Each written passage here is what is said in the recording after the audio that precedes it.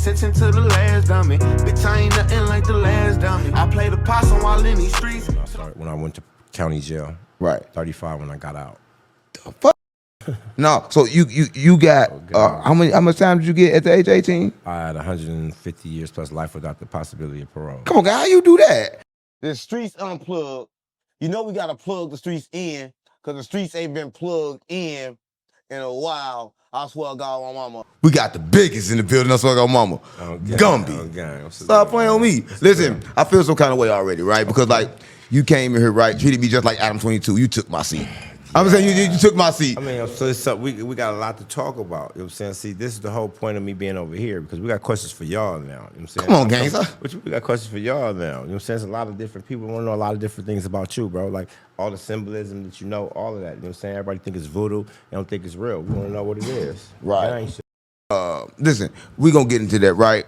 But before we get into that, right, a lot of people on here, you famous, a lot of people know you in California through the penitentiary and stuff like that, right?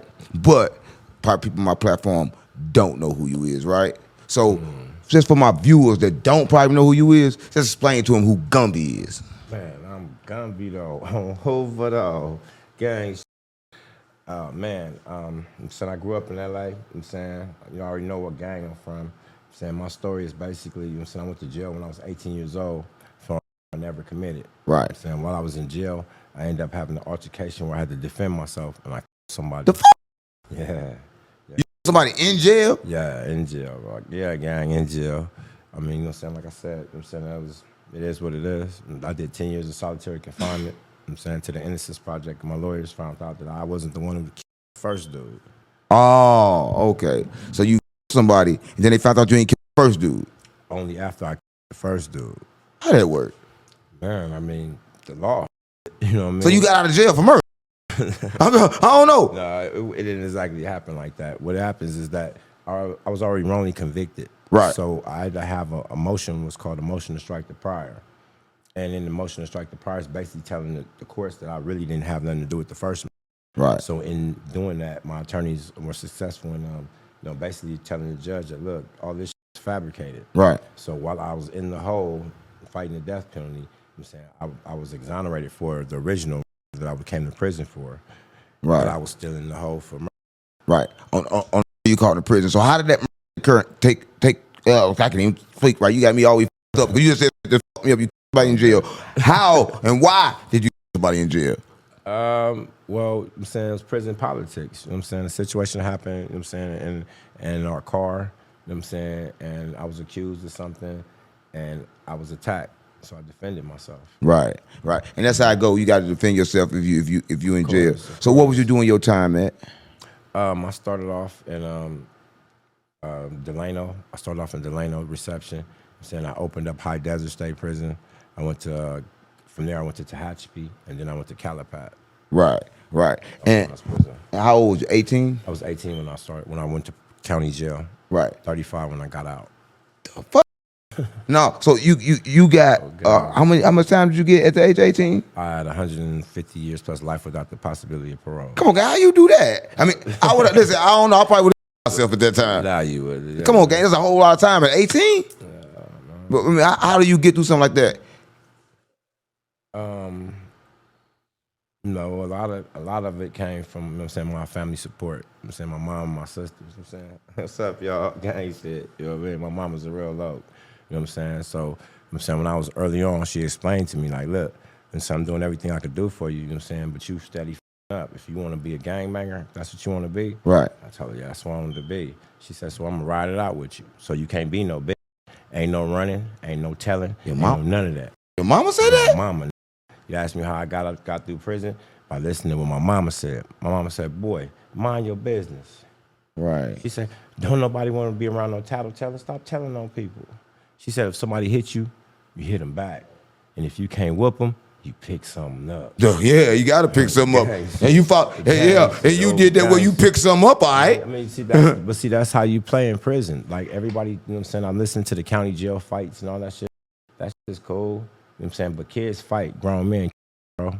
Yeah. That's how the shit go. Right. So, you put somebody in jail, you did 10 years in the hole after that? Solitary confinement. And, like, why did you got to go to the hole after you killed somebody?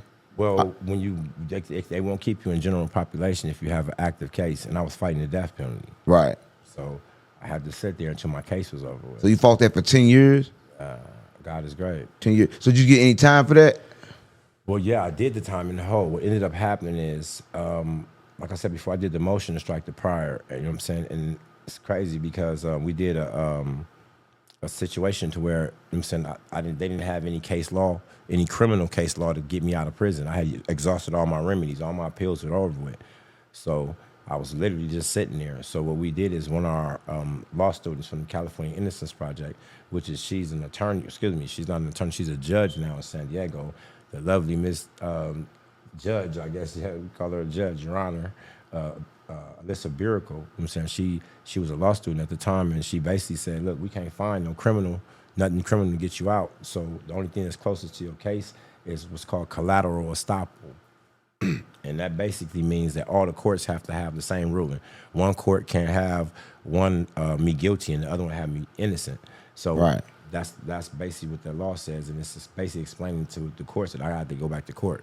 So, you know what I'm saying, after everything boiled down to it, they dismissed the original murder charge. You know what I'm saying? Wow. But it had never been done before. Like, we had crossed over from criminal law to civil law. Right. You can't do that. Like, criminal law means you're going to jail. Civil law means like it's for an injunction or you're suing somebody for some money. They don't mix. The two laws don't mix. I mean, that's crazy. So you went to jail for something you didn't do. How does that work? How can they take you to jail for something you didn't do? Man, I mean, you in LA. What do you mean? You in LA? I mean, like this is on the norm. Like, I'm just a case that you know what I'm saying, they fucked up and God blessed me to come home. You know what I mean? But you know what I'm saying, the police, you know what I'm saying, anytime you're dealing with a police agency, you're dealing with corruption because you're dealing with human beings. Right. You know what I mean? We don't know their backgrounds. Everybody has prejudices. You know what I'm saying? So it's easy. You know what I'm saying? Right. So when they locked up, they probably expect, okay, cool. If you didn't do this, you're going to tell us who did. If you don't tell us who did, then we're going to lock you up. Well, I'm forced. In my situation, you know what I'm saying, we actually knew who did it. You know right. what I'm saying? But I ain't no snitch. So I had to sit there. Come on, gang. You took all that time and you didn't do it and you knew who did it? Yeah. Come on, gang. I'm just saying you didn't do it and you knew who did it and you got life without possibility of parole. What else was I supposed to do? Like, I believe in this shit. You gonna lose your life. Like, it's over with. That's not how I envisioned it. That's not how it really went. You know what I'm saying? That's just how they wanted it to go. I mean, right. You know what I'm saying? But like I said before, it's about faith. You know what I'm saying? I didn't believe that my creator was gonna let me sit there and rot for something he know I didn't do. So all I had to do was just keep the faith. I never said if I go home. I always planned when I go home. Right.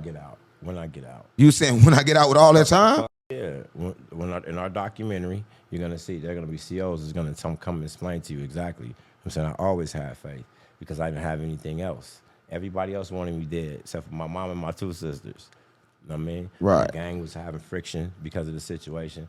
The COs, you automatically against them. White boys and Mexicans, you know, those are, you know what I'm saying, supposed to be the enemies, you know what I'm saying? So, you know what I mean? It was just me and what I believed in. You know right. That's why I keep trying to explain to everybody, your mind is so powerful. You know what I'm saying? Cat Williams, you know what I'm saying, he got a joke to say he lied to himself every day. And I did, I had to. You lied to yourself, told yourself you was getting out. Going home in the morning. All I gotta do is make it through this day. You said you was going, come on, gang, you wanna tell yourself you was going home in the morning? Every day. Every day? And I prepared for it. Every night. You prepared for going home? Yes. I had to have a release date even if I gave it to myself. The streets unplugged. You know we gotta plug the streets in, cause the streets ain't been plugged in a while. I swear to God. Hey, Lord, if I catch one, I'm gon' stretch one. If I catch one, I'm gon' stretch one. Standing on, I know nothing about it, so if the fence come. Dolly when I beat up a 50, cause I won't fess up. Deep in my mind, I think red rum. I ain't a killer, but if I got caught and I didn't do that, make me one. Niggas and they feelings about bitches, they tryna snake me, huh? Intentions was to burn in the bridges, so I wouldn't make it, huh? Hidden agendas gon' make me take me.